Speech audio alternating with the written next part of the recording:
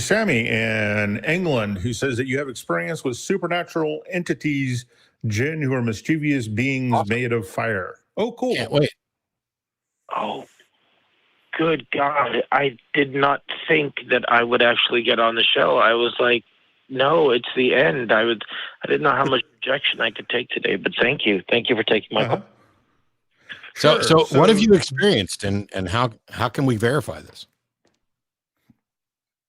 Okay. So I get the feeling you don't place too much stock in personal experience. So no, you can't verify it, but this is my experience. And have you ever seen the show Supernatural? Sammy, yes. If we can't verify it, why should we bother listening? Because it's interesting, and It's not interesting. It's not interesting to me. I have no reason to believe in anything supernatural. I've read countless reports that have been compiled over thousands of years of people claiming supernatural stuff, and every single one of them, some of them claim that they can demonstrate it. You're acknowledging at the outset that you can't demonstrate it. So I can go watch science fiction. I can go watch fantasy. I can go watch things about ghosts and spirits that are clearly fictional. I can even watch the fraudulent ghost hunters on TV doing that stuff. But if you've got a story about how you experience supernatural things and we can't verify it, let me ask this then. How did you verify that what you experienced was actually supernatural? Because it totally defies the natural. And what do you mean totally defies the natural? Well, do you have some expertise in what the natural world can and cannot produce?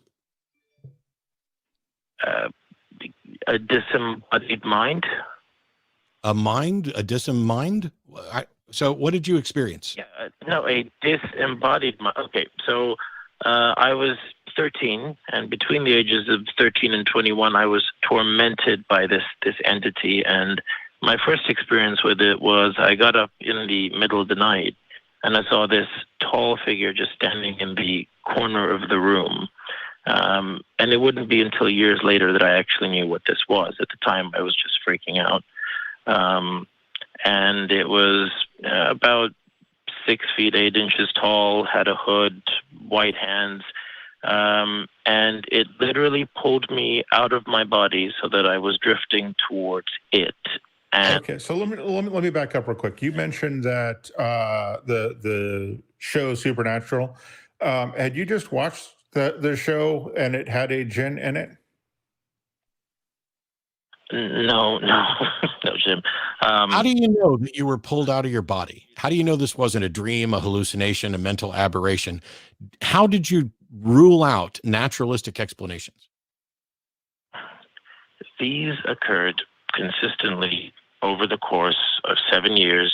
That is not remotely in the ballpark of an answer to my question. You've already told me that it took place over 7 years. I asked, how did you rule out mental health issues, mental aberrations, environmental conditions, sleep, dreams, anything that would be a natural explanation? How did you rule those out? It just seems too consistent to be an aberration of the mind. Well, your answer is that you didn't bother to rule it out. You just went with your gut, and it seems supernatural, so you concluded it was. That is, by definition, irrational. Not only have you presented something that we can't verify, but you're acknowledging that you didn't bother to verify it either. And so now I'm even less interested. Yeah. Oh, man. Well, I think it would be an interesting story if you let me go on. I don't. No, I can. I don't either.